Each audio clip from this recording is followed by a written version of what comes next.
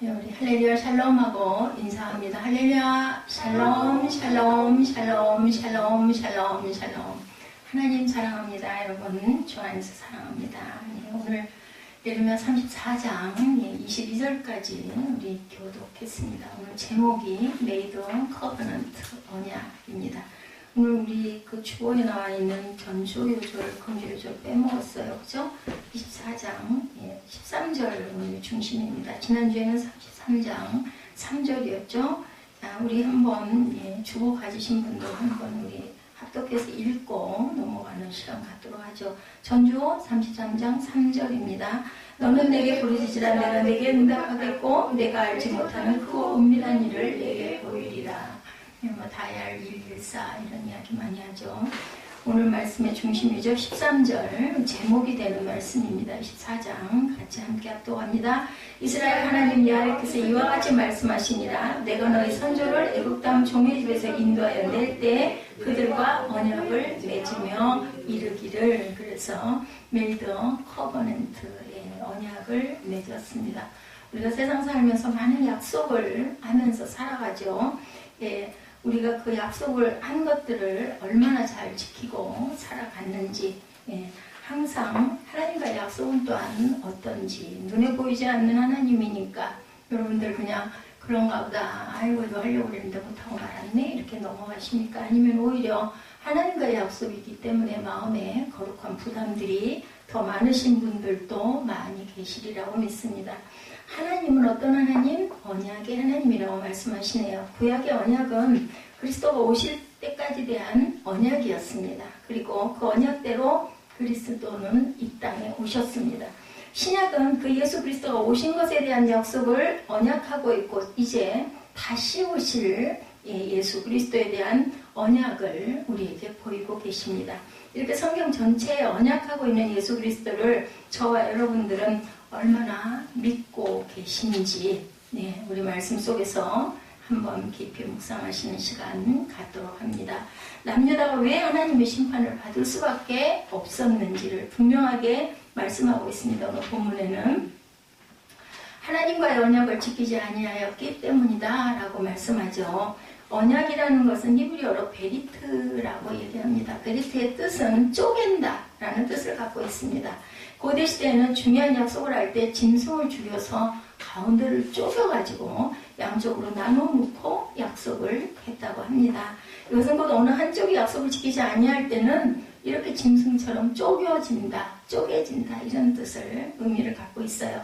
창세기 15장에 하나님이 아브라함과 언약을 맺을 때 어떻게 했어요? 짐승을 쪼개서 언약을 했습니다. 그리고 그 사이로 불이 지나가죠. 하나님께서 그래서 받으셨다. 누구 때도 가인과 아벨의 제단을 드릴 때도 누구의 그 제단을 받으셨어요? 아벨의 제단은 불 가운데로 치르고 나갔는데 가인의 제단은 불이 임하지 않아가지고 그것 때문에 분이 나서 동생을 쳐 죽이는 최초의 살인이 일어나죠.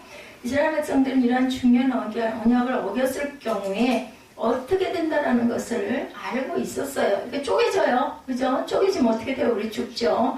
하나님과 언약을 그런데도 불구하고 어깁니다. 언약을 깨뜨린 이스라엘들은 짐승이 쪼개어지는 고통이 주어질 수밖에 없다라는 거예요. 적국을 이용해서 바벨론을 이용해서도 남유다를 징벌을 하시죠. 죽이기 위해서? 아니에요. 깨우치기 위해서, 다시 돌이키기 위해서. 이 시대 교회를 다니고 예수를 믿는 저와 여러분이 과연 하나님의 언약을 온전히 지키고 가고 계신지, 온전히 지키지는 못하다 할지라도 지키려고 애를 쓰고 가죠. 예수 그리스도를 믿으면 분명히 구원받는다는 것이 하나님과의 약속이에요. 다른 게 아닙니다. 우리 일부 예배 때도 말씀을 했지만 우리를 살려주시려고, 영생을 주시려고 우리에게 의로우신 하나님께서 우리에게 의롭다 칭해 주셔서 우리가 갈 곳이 생겼어요. 영원한 나라가 있습니다. 예수 그리스도를 너는 정말 믿고 있느냐? 그 진실로 그 약속을 너는 바라고 있느냐라고 말씀하죠. 약속을 믿지 않고 지키지 아니하면 짐승처럼 쪼개지는 아픔을 당할 수밖에 없다. 언약의 시작이 되고 끝이 되신 그리스도를 진실로 믿는 귀하고 복된 저와 여러분 되시기 바랍니다. 첫 번째 시드기야 왕에 대한 경고가 오늘 본문에 나타나죠. 남유다의 마지막 왕이었던 시드기야는 예레미야 선지자를 통해서 하나님의 약속의 말씀을 들을 수가 있었습니다. 하나님의 말씀은 뭐냐? 바벨론에게 항복해라, 이런 말씀이었어요. 그런데도 불구하고 시드기야는 반바벨론 정책, 무슨 정책을 써? 친유다, 친애국 정책을 씁니다. 이것은 곧 하나님의 뜻을 정면으로 대적하는, 선지자를 보내서 너는 바벨론에게 순종하라고 얘기를 했는데 그걸 지키지 않고 애굽에 들러붙습니다. 그래서 결국은 대적하는 거죠. 2절에 에레미야 선지자는 하나님의 뜻을 또다시 선포하죠. 뭐라 그래요? 보라, 내가 이 성을 바벨론 왕의 손에 넘기리니 그가 이 성을 불사를 것이다. 누가? 바벨론이 이 성을 불살라버릴 것이다. 이렇게 얘기를 합니다. 그러나 시드기야 왕은 이러한 하나님의 말씀을 무시할 뿐만 아니라 외면합니다. 그리고 에레미야를 아주 핍박을 하죠. 감옥에다도 가두기도 하고 죽이기도 합니다. 자신들의 힘으로 바벨론 세력을 이겨보려고 우리가 이만한 군병이 이렇게 있고 또 옆에 좀 도움을 받아가지고 그 시대는 아마 돈을 주고 그 군병들을 사기도 했던 것 같아요. 다른 나라에다가. 이러면 되지 무슨 하나님이 말씀하신 대로 바벨론에게 나는 순종하지 않겠다 이렇게 생각을 한 겁니다.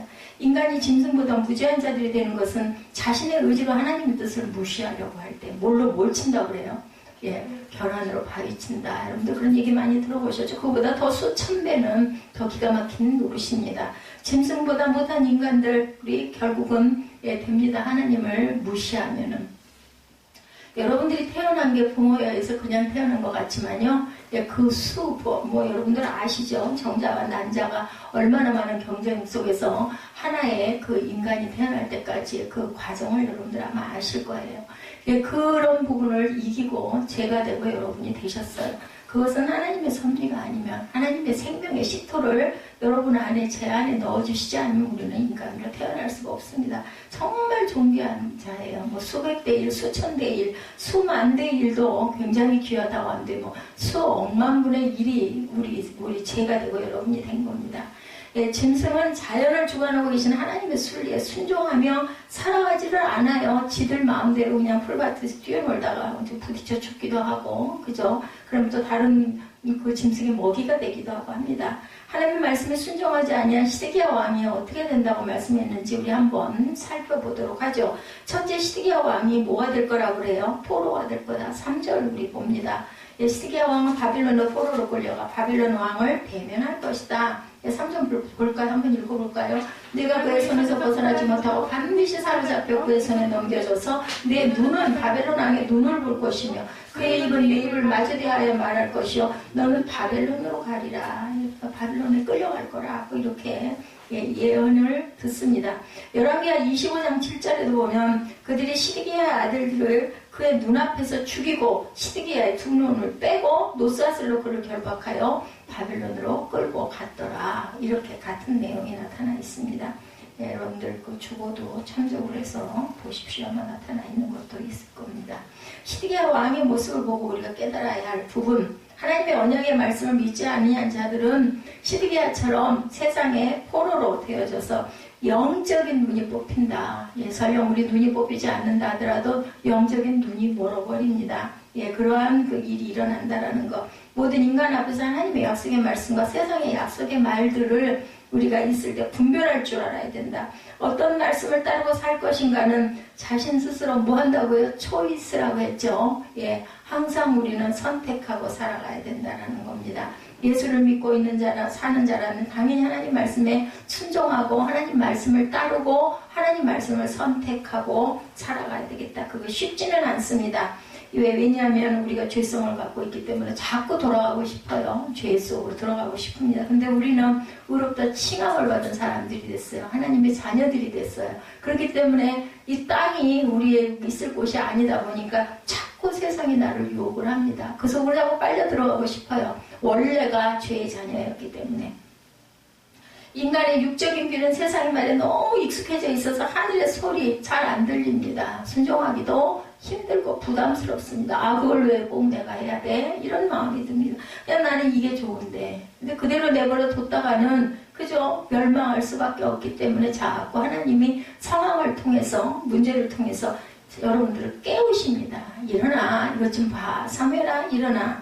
이스라엘 백성들, 그들은 어릴 때부터 평생토록 하나님의 말씀을 듣고 살아온 자들입니다. 그런데 그들이 세상적인 말에 관심을 가지고 살아가자 악의 세력은 그들을 완전히 미혹합니다. 거기에 빠지게 됩니다. 예레미야 선지자가 시드기야 왕과 백성들이 수없이 하나님의 말씀을 전했지만 40여 년 동안을 전했어요. 있는 동안 그냥 끝까지 하나님 말씀을 선포했어요. 그들은 거짓 선지자이면 절대로 평화가 올 거야. 그런 일은 없을 거야. 이런 말 듣고 싶어 하죠. 우리도 그러면 얼마나 좋겠어요. 달콤한 말이 너무 좋습니다. 결국은 그래서 시드기야를 죽이고 말죠. 시드기야가 아닌 예레미야를 죽이고 말죠. 오늘날 이 시대 하나님의 말씀에 제대로 전해지지 아니하는 것도 문제지만 곳곳에서 하나님의 마음을 가지고 선포하고 있음에도 세상이 변화되지를 않습니다. 들으려고 하지도 않습니다.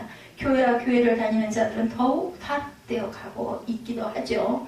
하나님의 말씀을 듣고 보고 배워도 변화되기는커녕 더욱 타락해 간다. 어저께 제가 좀 돌아다녔어요. 홈플러스로 엠마트로 다니면서 보니까 오랜만에 띠두르고 그 전도지를 돌리시는 분들이 계시더라고요. 처음에는 그냥 무심히 그냥 수고하십니다 하고 지나쳤습니다. 근데 나중에 또 들어갈 때 그러더니 나올 때 또 그 두 분이 또 오시길래 할렐루야 그냥 인사를 했어요. 교인이십니까? 그래서 그냥 아무 말도 안 하고 웃으면서 이렇게 보니까는 그 순복음이 보이더라고요. 순복음이 보여갖고 다시 한번 봤죠. 그랬더니 요 마르터에 있는 그 더함교회, 그 교회 분들인데 목사님인지 인사를 안 했기 때문에 모르니까. 근데 그냥 돌아오면서 마음이 영 찡하니 안 좋더라고요. 그 교회 앞에도 보니까는 여러 사람들이 저 행사들을 놓고서 막 거기서 전도지를 또 그 꼭대기에서도 돌리고 있어요. 보니까 한 6명, 6, 7명은 좋게 되겠더라고요. 다 앞에서 보니까.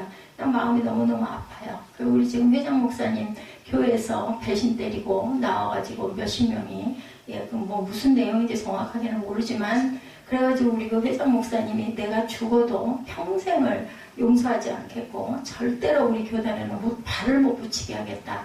하고는 그걸 가지고 그냥 몇 년 동안을, 수년 동안을 아파하면서 기도를 했는데, 어느 날 그냥 그래도 하나님이 또 따로 세워서 이렇게 가게 하려고 하는 거니 내가 용서하지 않은 마음이 들었다고 그때 예배 때 간증을 하셨던 바로 그 교회.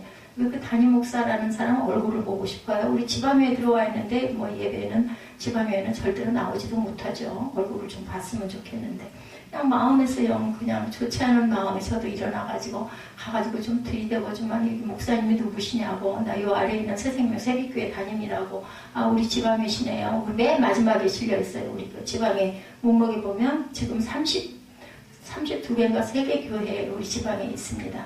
맨 끝에 더한 교회가 올라와 있어요. 어서 많이 본 것 같다 하면서 저기 순봉교회가 서 있는데 왜 로고가 똑같으니까 그걸 보고 지나쳤는데 이제 나중에 알고 보니까 거리가 우리 교회하고 거리가 과연 거리제가 있었기 때문에 그 별로 신뢰하고 싶지도 않고 거리제에 걸렸다 하더라도 별로 생각하고 싶지도 않지만 어쨌든 그러면서 그분에 대한 이야기를 나중에 전해 듣고는 마음이 좋지 않은 그 의분이 저도 일어나더라고요. 너무 안 됐어가지고. 근데 우리 목사님 그 바람에 또 어디에선가 11조가 그렇게 한 달이면은 수백이 들어오게 돼가지고 이전도 하시고 또 열심히 하시려고 연세도 좀 많이 드셨죠. 그렇게 애를 쓰고 계시는 모습 보면서 저 성도들이 그냥 하나가 돼 있었더라면은 우리 목사님 훨씬 편하셨을 텐데 어쩌다 저렇게 나뉘었을까 이런 마음도 들고 교회가 교회로서의 그런 모습이 온전치가 못하다 하면 저렇게 전도를 한들 뭘까 그냥 저는 그런 마음이 들더라고요. 귀도 눈도 입도 마음도 생각도 육적인 것에만 있어서는 절대 하나님의 영적인 그 부분을 깨달아 알지를 못한다는 거죠. 예수를 모르는 자들은 이 영적 기관이 아직 깨어있지 않은 상태이지만 교회를 다니고 예수를 믿고 있는 자들이라면 반드시 영적 기관이 살아나야 한다. 그러기 위해서 우리가 예배를 드려요. 말씀도 증거합니다.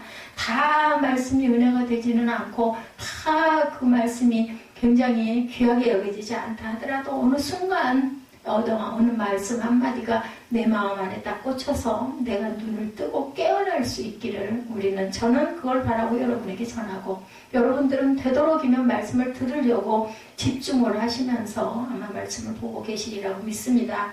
예수 믿는 사람들이 영적 기반이 살아나지 않았다면 아직도 육적인 자라는 것을 우리가 알아야 된다. 내가 아직 육의 사람인가 영의 사람인가를 알려면 예배가 기쁜가, 아니면 예배 가기 진짜 싫은가, 예배 시간이 너무너무 지루한가, 아니면 그래도 그전 같지 않게 조금 뭐가 들리나, 이런 걸로 여러분들 판단을 하시면 될 겁니다.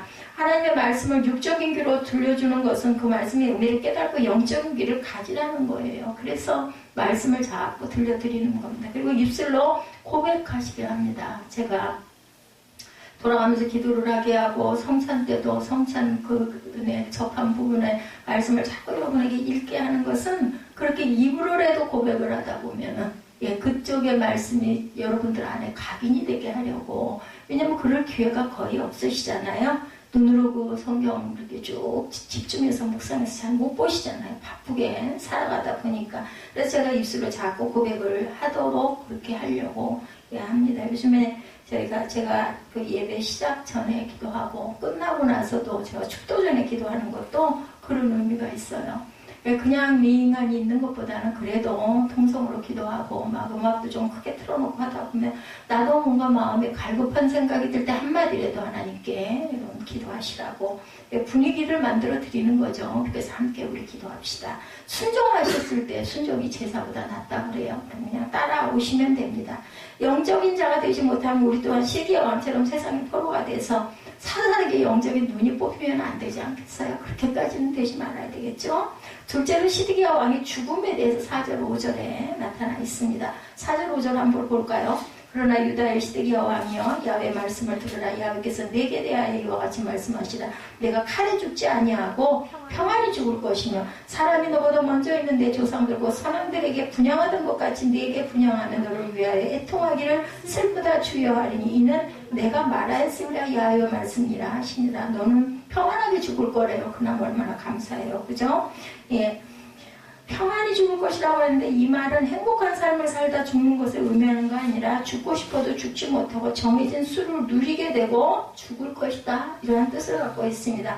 마지막 때에도 계시록에 기록되기를 사람들이 죽고자 하여도 죽지 못할 거라고 그래요. 죽는 거 마음대로 못해요. 신학교 다닐 때 그런 얘기는 아이고 죽겠네, 아이고 죽겠네, 아이고 힘들어 죽겠네, 이런 얘기 우리 많이 하잖아요. 일상생활에도. 그러면은 옆에 지나가던 학우가 그래, 뭐 죽는 거는 마음대로 하나?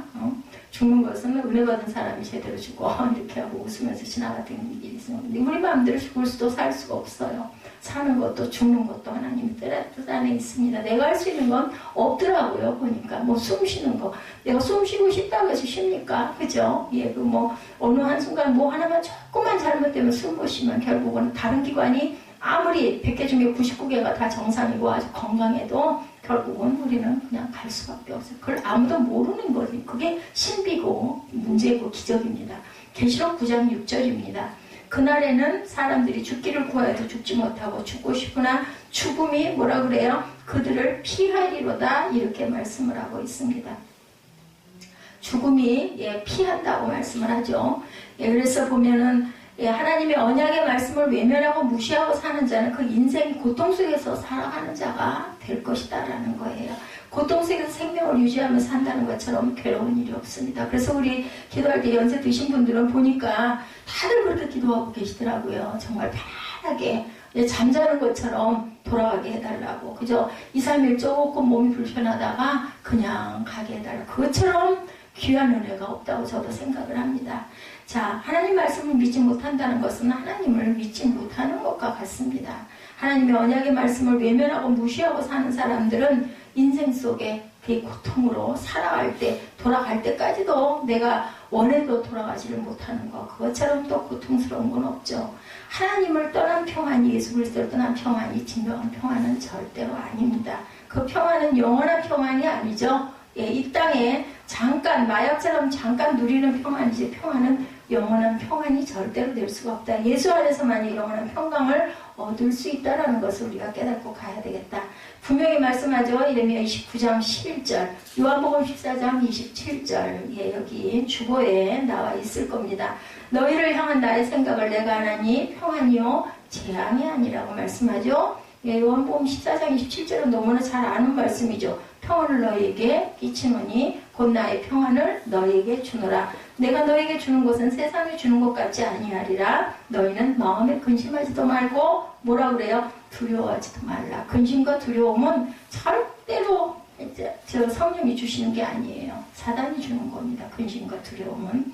예, 하나님 말씀 안에 거하며 사는 자에게는 진정한 하늘의 평강, 뭘로도 살 수 없는, 돈으로도 살 수 없는 평강이 있다고 그러죠. 내 안에 말씀이 있고 내 안에 예수님이 계시고 성령이 계시는데 어떻게 평안하지 않을 수가 있겠는가. 그러므로 사슴이 신인물을 찾기에 갈급함 같이 내 영혼이 날마다 하나님의 말씀을 찾기에 갈급함을 가지고 사랑하는 저와 여러분들이 되시기를 주님의 이름으로 축복합니다. 세 번째로 시드기야 왕은 남유다 멸망이 눈앞에 왔음에도 하나님의 말씀을 믿지 않았다. 6, 7절에 기록되어 있죠. 선지자 예레미야가 이 모든 말씀을 예루살렘에서 유다의 시드기야의 왕에게 아뢰니라. 그때 바벨론의 왕의 군대가 예루살렘과 유다의 남의 모든 성읍들을 쳤으니 곧 라기스와 아세가라 유다의 견고한 성읍 중에 이것들만 남았습니다. 예, 이렇게 그 두 성읍밖에 남은 게 없어요. 라기스 성은 서쪽에 있는 성이고 예루살렘에서 46km 떨어져 있고 아사랴 성은 북쪽에 28km 지점에 위치한 성읍이었습니다. 풍전등화 같은 상황에서도 시드기야 왕과 남유다 종교 지도자들과 백성들은 예레미야 선지자가 전하는 말씀을 믿지 않았어요. 그럼에도 불구하고 6절 다시 한번 봅니다. 선지자 예레미야가 이 모든 말씀을 예루살렘에서 유다의 시드기야 왕에게 아뢰니라 이렇게 되어 있죠. 강팍해질 대로 강팍해진 그들의 심령을 하나님 말씀도 어쩌지를 못하고 있습니다. 계속 외치는데도 예수님이 이 땅에 오셔서 이스라엘 백성들을 얼마나 깨닫게 하시려고 애쓰다 결국은 십자가에 돌아가죠. 양심의 화인을 맞고 회칠한 무덤처럼 되어버린 그들의 심령을 회개시킬 수가 없었던 거죠. 하나님의 말씀이 능력이 없어서일까? 아니면 하나님이 회개시키지 않으려고 내버려 둬서일까? 아니죠.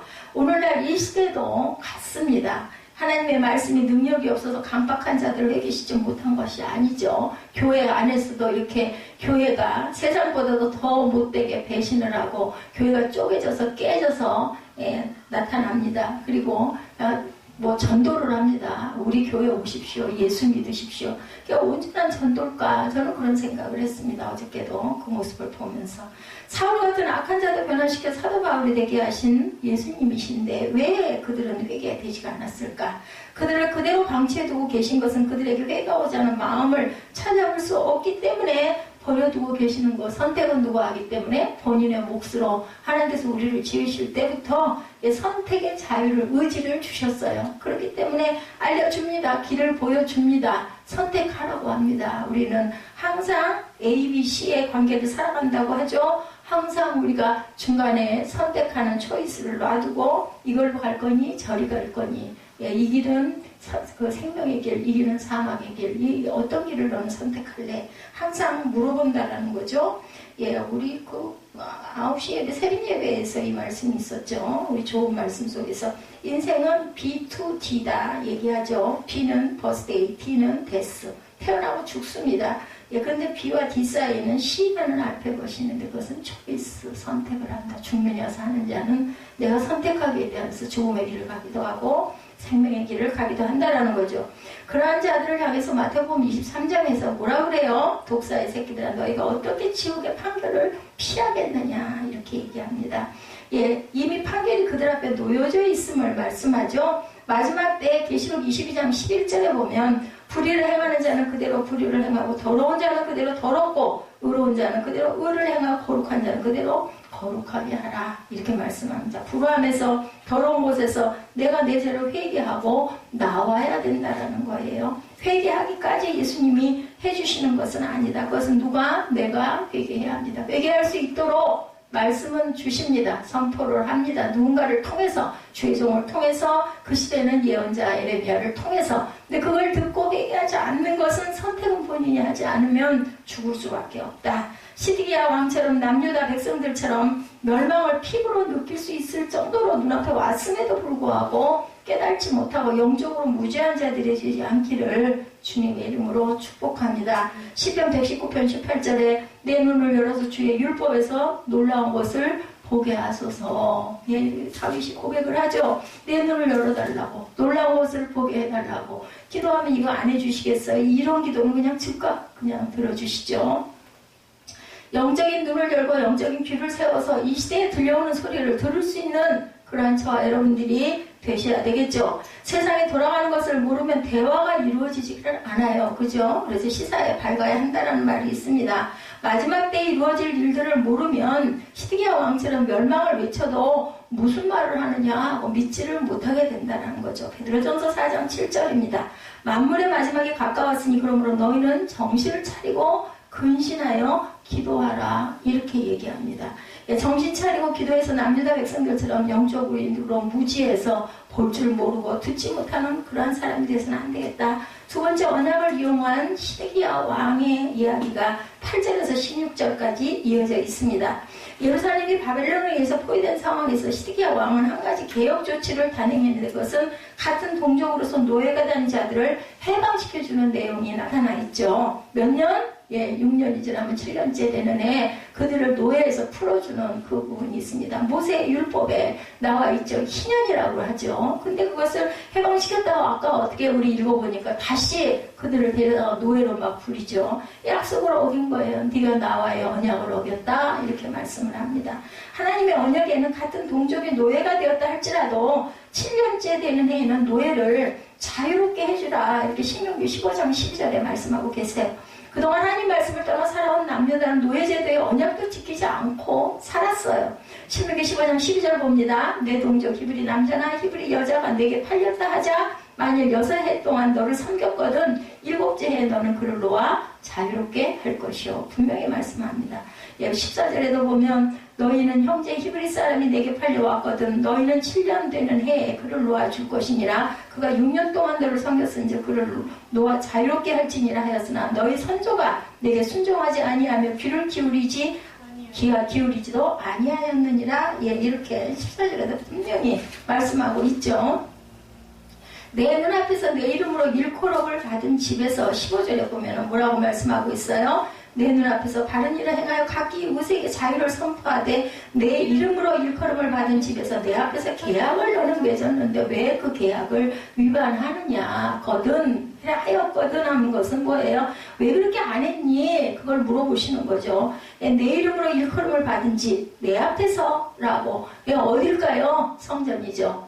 분명하게 내가 말했는데 11절에 보면 후에 그들의 뜻이 변하여 자유를 주었던 노비를 끌어다가 복종시켜 다시 노비로 삼았더라. 이렇게 말씀합니다. 16절도 너희가 돌이켜 내 이름을 더럽히고 각기 놓아 그들의 마음대로 자유롭게 했던 노비를 끌어다가 다시 너에게 복종시켜 너의 노비로 삼았도다. 왜 그렇게 했니? 물어보시는 거예요. 당시 예루살렘을 포위한 군대가 애국 군대로 싸우기 위해 잠깐 예루살렘을 포위를 풀고 군대를 이동시키자 시드기야 왕은 다시 마음이 변해서 하나님 앞에서 했던 언약을 깨뜨려 버립니다. 그리고 우선 필요하니까 끌어다가 다시 노예로 부리는 거죠. 내가 언제 그랬어? 그때는 급하니까 약속을 했다가 그죠? 이렇게 약속을 깨뜨려 버려. 자기 마음대로. 그죠? 언약을 자기 마음대로 깨뜨린 자에게 하나님은 뭐라고 그러세요? 16절에 하나님의 이름을 뭐한 자? 더럽힌 자다라고 말씀합니다. 하나님의 언약의 말씀을 이용하는 자가 돼서는 안 됩니다. 약속을 했으면 약속은 지켜야 돼요. 되게 기도할 때 서원 기도들 그렇게 하죠.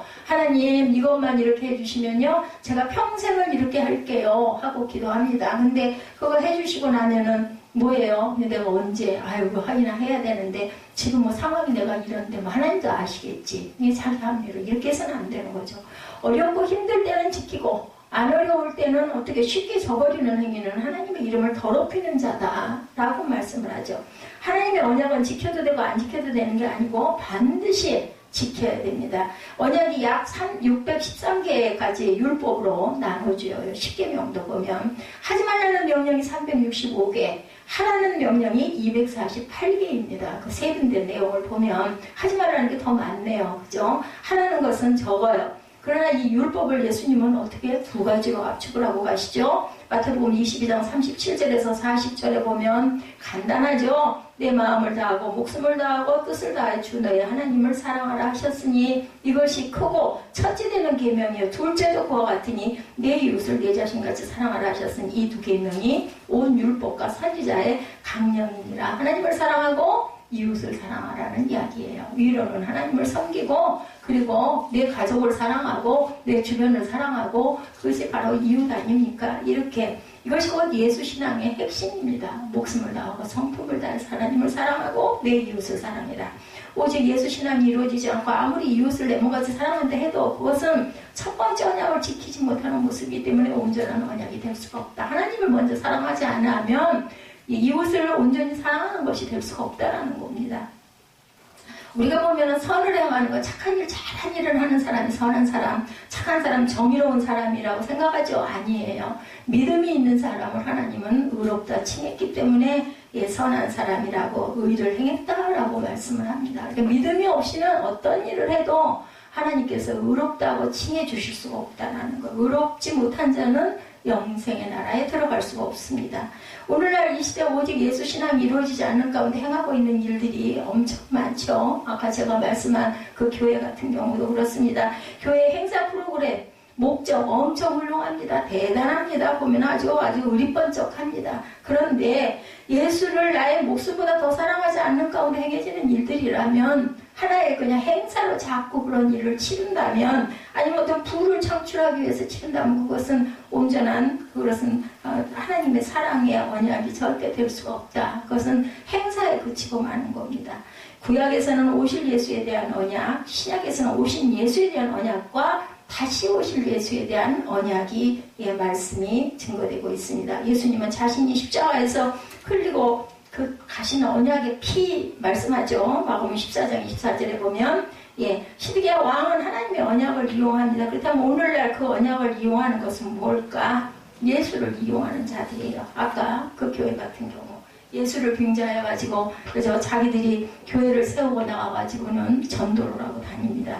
예수를 이용해서 자신의 부와 명예를 추구하는 자들, 그런 자들의 아주 그냥 그 위에 대마왕 아닐까요? 딴 것도 아니고 교회에서 예수를 이용해서 이 땅에 유토피아를 이루겠다는 자들 있죠. 언약을 이용한 시드기야의 종말 결국은 어떻게 됐어요? 자식들의 눈앞에서 죽임을 당하고 자신의 두 눈이 뽑히고 비참한 삶을 살다가 이방 땅에서 죽습니다. 오늘날도 예수를 이용한 자들에게 하나님은 영적인 세계를 보지 못하도록 영적인 눈을 뽑아버릴 수 있다는 사실을 우리가 알아야 되겠고 마음을 다하고 힘을 다하고 목숨을 다해서 예수 그리스도를 사랑하는 귀하고 복된 저와 여러분들이 되시기 바랍니다. 숫자 대단하지 않아요. 2명이면 어떻습니까? 3명이면 어떻습니까? 물론 많아서 많은 인원들이 은혜 받고 모두 다 천국 가면 좋겠지만 그래가지고 한두 명도 거기서 구제가 되지 못하고 세상 바닥 가운데로 나가는 그러한 교회스럽지도 않은 교회가 되는 것보다는 온전하게 둘이 셋이 넷이 모여가지고 예배 드리고 남들 볼 거 있어요. 말씀에 집중하시면 됩니다. 그리고 순종하시면 돼요. 열심히 예배 드리시고 세 번째 언약을 깨뜨린 자에 대한 심판에 대해서 17절에서 마지막 절 22절까지 나타나죠. 언약이란 히브리 말로 아까 베리트, 쪼갠다라는 의미가 있다. 제가 초두에 말씀드렸습니다. 이러한 언약 체결 방식은 아브라함 때부터 시행됐던 것으로 고대 사회에서 중요한 언약을 체결할 때 사용되어 왔던 전통입니다. 그것은 언제부터 그야 아담과 하와 때부터 내려오면서 보면은 그죠? 그래서 제가 아까 말씀드렸죠? 항상 하나님께서 받으시는 언약은 그걸 짐승 쪼갠 사이로 불이 지나가는 거. 이렇게. 만약 언약을 체결한 어느 한쪽의 언약을 파기할 때 짐승이 쪼개지는 것처럼 죽임을 당하는 고통이 따를 것이다라는 거죠. 16절에 시드기야 왕과 백성들은 그런 언약의 절차에 따라 짐승을 둘로 쪼개서 그 사이를 지나면서 언약 조항을 성실히 준수할 것이다. 가인과 아벨의 제단 같은 경우도 그래서 아까 제가 말씀드렸죠. 가인이 그만 시험에 들어가지고 동생을 죽이죠. 쳐 죽여가지고 결국 어떻게 됐어요? 결국은 모두 다 죄의 그런 그 자녀들이 돼가지고 세상 밖으로 들어 쫓겨나서 지금도 계속 반복되는 그런 죽음을 항상 당하면서 살아가고 있습니다. 이런 두려운 의식을 행하고도 왕과 백성들은 너무도 쉽게 언약을 깨뜨려 버립니다. 그때 그냥 의식으로 끝나는 거죠. 그래서는 안 되죠. 그 결과에 대한 책임은 전적으로 시드기야 왕과 백성들에게 있는 것. 20절을 보면 그들은 바벨론 군대에 의해 죽임을 당한 후에 매장도 되지 못하고 어떻게 됐어요? 공중의 새들과 땅의 짐승들에게 몸이 쪄개지는 심판을 당하게 됩니다. 죽은 다음에 몸이 쪄개지든 불로 태워지든 무슨 상관이에요? 중요한 건 영적인 부분입니다. 영이 없으면 좋겠는데 영이 있어요. 그죠? 몸은 그렇게 되든지 말든지 그건 내가 의식이 없으니까 상관이 없어요. 그 영의 세계는 어떻게 할 거냐는 거죠. 그런 사람들의 영이 온전하겠느냐는 거죠. 절대로 천국에 들어갈 수가 없는 영을 갖고 있는데 갈 수가 없습니다. 살아남은 자라 할지라도 바벨론 왕의 손에 넘겨질 것이고 화려하고 거룩하던 예루살렘 성은 처참한 황무지가 될 그렇게 됐죠. 예루살렘 성전 파괴됩니다. 열왕기하 25장의 이날을 정확하게 기록합니다. 3, 4절이죠. 25장 3, 4절 열왕기하. 그의 넷째 달 9일에 성중에 기근이 심하여 그 땅 백성의 양식이 떨어졌더라. 4절이죠. 그 성벽이 파괴됨에 모든 군사가 밤중에 두 성벽 사이 왕의 동산 견문길로 도망하여 갈대아인들이 그 성읍을 에워쌌으므로 그가 어디로 아라바 길로 도망을 갑니다. 열왕기하 25장 8, 9절에도 바벨론 왕 느부갓네살의 19째 해 5월 7일에 바벨론 왕의 신복 시위대장 느부사라단이 예루살렘에 이르러 여호와의 성전과 왕궁을 불사르고 예루살렘의 모든 집을 귀인의 집까지 불살랐다. 그러니까 그냥 모든 성전을 불사를 뿐만 아니라 신하들의 집까지 모두 다 불태워버립니다. 시드기야 왕 11년 4월 9일에 예루살렘이 함락되고 그의 5월 7일에 성전과 왕궁을 불사르고 폐허로 만들어버리는 일. 그러니까 뭐예요? 외친 대로 그대로 됩니다. 하나님과의 언약을 깨뜨리는 것이 얼마나 무서운 결과를 가지고 오는지를 우리가 깨달아요. 우리는 내일 일 몰라요. 여러분 아세요? 내일 일 저는 모릅니다. 예전에는 저는 누구랑 약속을 못해요. 내일 돼봐야 한다고 제가 얘기를 해요. 아침이 돼봐야 내가 수영을 하러 갈 수 있을 건지 죽어도 새벽 예배는 드려야 되니까 물론 새벽 예배도 아닙니다. 시간이 저희는 늦기 때문에. 그래서 어쨌든 아침에 일어나서 예배를 드려야 되니까. 그러니까 예배 드리기 전에는 아무것도 못하겠네. 그냥 누워서 쉬어야 되겠네. 아들은 깨워서 학교를 보내야 되니까 해놓구나 하는데 그래도 새벽 예배를 드리고 나면은 또 힘이 나가지고 또 기운을 내서 또 움직입니다. 저는 몰라요. 어느 순간 밤에 잘 때도 내일 아침에 내가 깰 수 있을지도 누가 하나님이 허락하시지 않으면 하루를 제가 받을 수가 없죠. 창세기 3장 15절에 그 언약 보죠. 창세기 3장 15절입니다. 여기 나와 있죠. 창세기 3장 15절. 외우시는 분도 있을 거야. 내가 너로 여자가 원수가 되게 하고 내 후손도 여자의 후손과 원수가 되게 하니 여자의 후손은 내 머리를 상하게 할 것이요 너는 내 발꿈치를 상하게 할 것이다 라고 얘기합니다. 여자의 후손이 내 머리를 상하게 할 것이다. 이 언약이 몇 년 만에 이루어졌어요? 4,000년 만에. 여자의 후손, 물론 여자의 후손으로 그냥 성령으로 오셨지만 예수 그리스도예요. 그죠? 너는 그의 발꿈치를 상하게 할 것이다. 여기 또 예수님이 십자가에 못 박혀 돌아가시죠. 4,000년 동안 자신의 종들을 통해서 끊임없이 이 언약을 알려왔습니다. 구약에 그들이 드린 제사도 모두가 다시 오실 예수님의 언약을 예표하는 제사였어요. 그러나 그들은 하나님의 언약에는 관심이 없고 제사 형식에만, 그래서 그런 얘기 있잖아요. 제밥에만 정신이 있다. 얼른 끝나고 제사밥 먹어야지 그거 기다리고 있다는 그런 꼴이라는 거죠. 하나님은 그런 언약을 믿지 않고 드린 제사를 당연히 더 이상 받지 않으시겠다라는 거죠. 뭐라고 그래? 말라기 2장 3절에 내가 견디지 못하겠노라. 이사야 1장 13절에도 똥 같다고 말라기 2장 3절에는 똥소리가 다 나와 있을 정도로 그건 똥이다. 제사도 아니다. 음식도 그건 온전한 음식이 아니라는 거예요. 똥은 제일 더러운 걸 똥이라고 표현하죠. 하나님은 400년 동안 이 땅에 하나님의 종들을 보내지 아니하셨어요. 암흑기가 오죠. 4,000년 만에 언약을 이루시기 위해 육의 몸을 입으시고 예수께서 이 땅에 오신 거예요. 그래서 고난받으시고 돌아가시고 부활하셨죠. 지난주일에. 그러나 세상은 그 언약을 이루러 오신 분을 몰랐어요. 그 언약을 이루러 오신 분을 자신들의 야망을 채우기 위해서 십자가에다 비참하게 죽입니다. 마태복음 27장 25절이죠. 그들 스스로 언약을 깨뜨리면서 그 피값을 자신들과 후손들에게 돌리라는 무서운 말까지 서슴지 않고 합니다. 예, 십자가에서 온몸에 물과 피를 흘리시고 죽으신 예수님은 3일 만에 정말로 부활하시고 하늘로 승천하시면서 다시 오시겠다 이렇게 약속을 하시죠. 40일 동안 제자들에게 보이시고. 근데 오늘날 다시 오신다는 언약을 확실한 믿고 신앙생활하는 분들이 계실까? 아유 뭐 그런 일이 뭐 일어나겠어? 그냥 성경에 기록된 이야기지 이렇게 생각을 하는 사람들이 많습니다. 구약에서 오실 예수의 언약을 믿지 않고 형식적이고 의식적인 예배를 드렸던 것처럼 신약 때 언약대로 오실 예수를 영접하지 아니하고 예배를 드렸던 것처럼 예, 오늘날 이 시대도 다시 오실 재림 예수를 기다리지도 않고 믿지 않고 예배를 드리는 사람들이 얼마나 많은지 모릅니다. 예배가 뭘까요? 하나님의 언약을 믿고 나아가는 것이 예배예요. 순종하는 거죠. 그 언약이 곧 예수 그리스도이십니다. 그 언약은 요한복음 14장 6절에 말씀하죠. 내가 곧 길이요 진리요 생명이니 나로 말미암지 않고는 아버지께로 올 자가 없다라고 말씀하세요. 내가 길이래요. 내가 진리래요. 내가 생명이래요. 그러니까 예수는 뭐예요? 성경 말씀이 예수님이세요. 그죠? 다시 말해서 그리스도가 없이는 어떤 예배도 하나님을 받지 아니하시는 분이라는 것을 우리가 알아야 됩니다. 요한복음 4장 23절이죠. 아버지께 참되게 예배하는 자들은 영과 진리로 예배할 때가 오나니 곧 이때라. 아버지께서는 자기에게 이렇게 예배하는 자들을 찾으시느니라. 오늘도 여러분들을 찾으시는 걸 알고 여러분들 와서 앉아 계시고 예배를 드리시는 거예요. 하나님께. 왜냐하면 주일, 누구의 날, 주님의 날, 거룩한 날, 로드스테이 이렇게 나와 있습니다.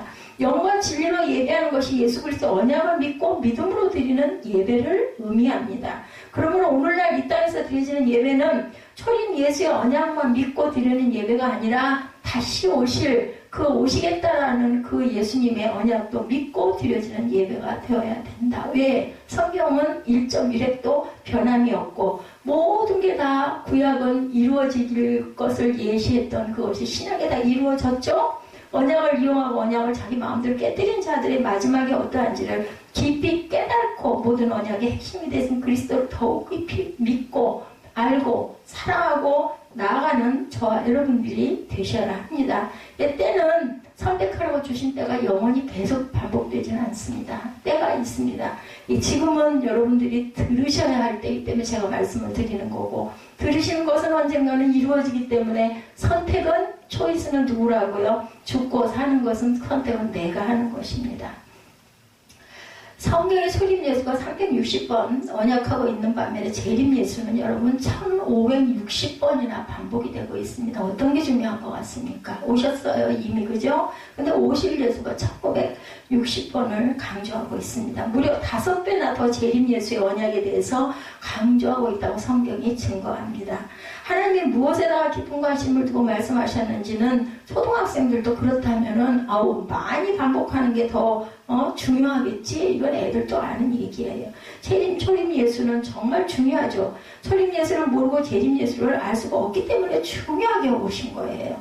십자가 예수를 모르고 구원을 알 수가 없습니다. 십자가 예수를 모르고 부활도 알 수가 없습니다. 부활을 모르고 어떻게 다시 오실 예수님을 우리가 알 수가 있겠느냐는 거죠. 그래서 이렇게 십자가 예수 그리고 부활의 예수 그리고 재림의 예수를 우리가 알아가야 할 단계다. 초림 예수가 이 땅에 오신 것은 인류를 구원하시기 위함만은 아니었습니다. 초림 예수가 이 땅에 오신 것은 다시 이 땅에 오시기 위함이었다는 사실도 우리가 알아야 됩니다. 초림이니까 재림도 있지 않겠어요? 처음 오셨으니까 두 번째 오시는 것도 분명히 오셨으니까 믿고 기다려야 합니다. 21세기에 사탄은 초림 예수만 알고 열심히 믿으라고들 많이 합니다. 근데 아니에요. 초림 예수의 언약에만 만족하고 신앙생활하는 사람들은 기름 주미 못한 5처녀와 같아요. 왜냐하면 성경에 나타나 있기 때문에. 그죠? 주여 주여 우리에게 열어주소서. 마태복음 25장 11절에 얘기합니다. 그 후에 남은 처녀들이 와서 이르되 그렇게 얘기를 해도 문은 열리지 않았죠. 초림 예수에만 만족하고 살아가는 사람들은 뜰에 있는 자들이 될 것이다. 마지막 때 뜰에 있는 자들에게 임하는 저주. 어떻게 나타나 있어요? 계시록 11장 1, 2절이죠. 또 내게 지팡이 같은 갈대를 주며 말하기를 일어나서 하나님의 성전과 제단과 그 안에서 경배하는 자들을 측량하되 성전 바깥바닥은 측량하지 말고 그냥 두라. 이것은 이방인들에게 주었은지 그들이 거룩한 성을 42달 동안 짓밟으리라. 뭐가 돼요? 사탄이 되는 거죠. 그들이 42주 동안, 42주는 상징적인 숫자이기도 합니다. 짓밟을 거라고 얘기합니다. 마당에 있는 자들은. 하나님의 언약은 단 한 번도 이루어지지 않은 적이 없습니다. 어떻게 재림 예수만이 상징이라고 해석하고 있고, 그렇게 믿고 가서는 절대로 안 된다. 우리는 늘 그냥 순종으로 준비하시면 돼요. 마음가짐을 준비하고 성경 말씀대로 사시면 됩니다. 분명히 장차라는 말씀이 9번 기록되어 있습니다. 계시록에는. 계시록은 장차 되어질 일들을 기록한 하나님의 마지막 언약의 책이라는 것. 계시록 1장 19절입니다. 그러므로 내 본 곳과 이제 있는 일과 장차 될 일을 기록하라. 그래서 어떻게 써요? 사도 요한이 마지막 기록한 게 이 계시록이에요. 앞으로 될 일을 마지막으로 네가 할 일이 남아있다. 이거 기록해라. 그래서 100세까지 살았죠? 길게 오래도 살았습니다. 예수님은 반드시 속히 이 땅에 다시 오실 것이라는 것. 마지막 때 언약을 믿지 못한 자들이 당하는 비참함을 당하지 않는 귀하고 복된 영적인 눈이 열리는 저와 여러분 되시기를 주님의 이름으로 축복합니다. 우리 결단 찬양하시고 기도하시고 내가 그동안 눈이 뜨지를 않고 그냥 나는 이대로 좀 졸고 있는 게 좋사오고 했는지 아니면 들으려고 귀를 기울였는데 잘 들리지 않았는지 듣기는 들었는데 별로 심각하게 생각하지 않고 가지는 않았는지 생각하는 저와 여러분들 되시기를 주님의 이름으로 축복합니다.